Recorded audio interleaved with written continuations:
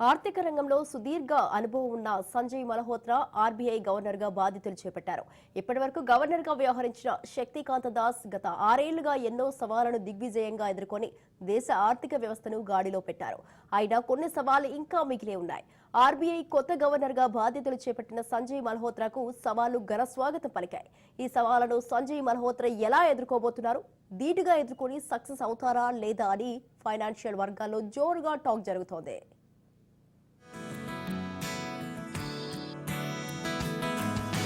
భారత reserve bank 26వ governor గా బాధ్యతలు చేపట్టిన సంజయ్ మల్హోత్రా 1990 బ్యాచ్ రాజస్థాన్ కేడర్ కు చెందిన ఐఏఎస్ అధికారి. ఈయనకు ఆర్థిక రంగంలో సుదీర్ఘ అనుభవం ఉంది. ఐఐటి కాన్పూర్ లో కంప్యూటర్ సైన్స్ లో ఇంజనీరింగ్ గ్రాడ్యుయేషన్ పూర్తి చేశారు. అమెరికాలోని ప్రిన్స్టన్ యూనివర్సిటీ నుంచి పబ్లిక్ పాలసీలో మాస్టర్స్ చేశారు. విద్యుత్, ఆర్థిక, పన్నులు, ఇన్ఫర్మేషన్ టెక్నాలజీ, మైన్స్ ఇలా పలు రంగాల్లో 3 దశాబ్దాలకు పైగా సర్వీసులు అందించారు.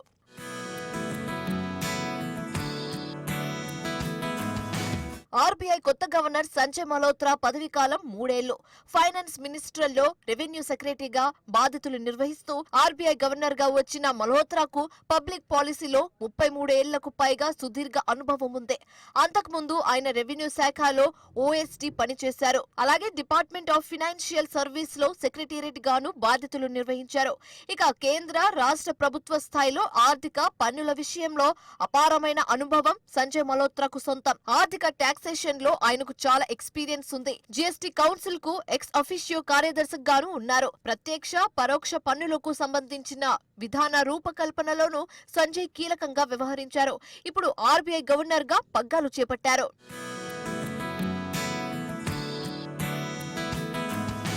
చాలా కఠినమైన సమయంలో ఆర్బీఐ గవర్నర్ గా బాధ్యతలు స్వీకరించిన సంజయ్ మల్హోత్రాకు ఎన్నో సవాళ్లు ఎదుర్కొన్నాయి. వడ్డీ రేట్లను తగ్గించాలనే ఒత్తిడి పెరుగుతున్న నేపథ్యంలో ఆర్థిక పరిస్థితికి అనుగుణంగా నిర్ణయాలు తీసుకోవడం సంజయ్ మల్హోత్రాకు కత్తిమీద సామే. దీంతో పాటు మరిన్ని ప్రధాన సవాళ్లు సంజయ్ మల్హోత్రా ముందున్నాయి. భారత ఆర్థిక వ్యవస్థను మరింత బలోపేతం చేసేందుకు మల్హోత్రా కఠినంగా వ్యవహరించాల్సి ఉంటుంది. ఆర్థిక వృద్ధి, ద్రవ్యోల్బణం, రూపాయి మారకం రేటును సమతుల్యం చేసే మల్హోత్రా నిర్ణయాలు తీసుకోవాల్సి ఉంటుంది. అలాగే పెరుగుతున్న డిజిటల్ మోసాలు, రిటైల్ ఫైనాన్షియల్ సంస్థల అక్రమాలను కట్టడి చేసే విషయంలో మల్హోత్రా కఠినంగా వ్యవహరించాల్సి ఉంటుంది.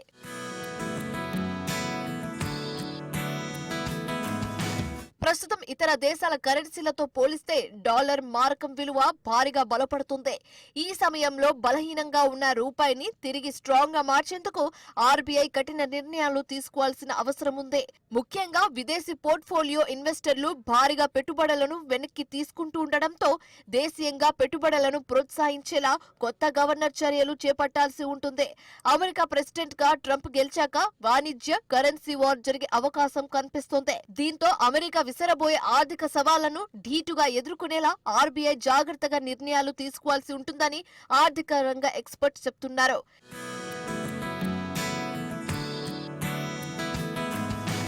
ఇక మరో సమస్య జీడీపీ.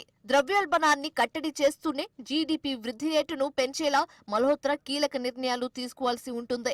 ద్రవ్యోల్బణాన్ని 4% లక్ష్యంతో కట్టడి చేయడంతో పాటు ఆర్థిక అభివృద్ధికి తోడ్పడేలా డేరింగ్ డిసిషన్స్ తీసుకోవాల్సి ఉంటుంది. ఇదే సమయంలో జీడీపీ వృద్ధిని గణనీయంగా పెంచేందుకు మల్హోత్రా ఆచితూచి వ్యవహరించాలని ఎకనామిస్టులు చెప్తున్నారు. ఇక పారిశ్రామికవేత్తలు చేస్తున్న రుణ డిమాండ్లకు అనుగుణంగా బ్యాంకింగ్ రంగంలో నిధుల ప్రవాహాన్ని కొనసాగించాలి. రిటైల్ ఇన్వెస్టర్లు ఎక్కువగా ప్రత్యామ్నాయ పెట్టుబడులపై ఆసక్తి చూపడం బ్యాంక్ నిధులపై ప్రభావం చూపుతోంది. అలాగే క్రెడిట్ డిమాండ్లను తీర్చేందుకు బ్యాంకుల స్వల్పకాలిక, నాన్ రిటైల్ డిపాజిట్లు, ఇతర పెట్టుబడుల సాధనాలపై రిటైల్ ఇన్వెస్టర్లు ఆసక్తి చూపుతున్నారు. అయితే ఈ ఎఫెక్ట్ బ్యాంకింగ్ వ్యవస్థకు నిర్మాత్మకంగా లిక్విడిటీ ప్రమాదాలను కలిగించే అవకాశం ఉంది.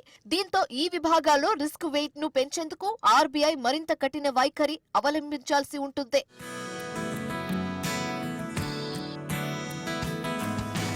ఏది ఏమైనా ఆర్థిక రంగంలో 3 దశాబ్దాలకు పైగా సుదీర్ఘ అనుభవం ఉన్న సంజయ్ మల్హోత్రా ఈ సవాళ్లను సులువుగా ఎదుర్కొనే అవకాశం ఉందని ఫైనాన్షియల్ ఎక్స్పర్ట్స్ ఆశాభావం వ్యక్తం చేస్తున్నారు.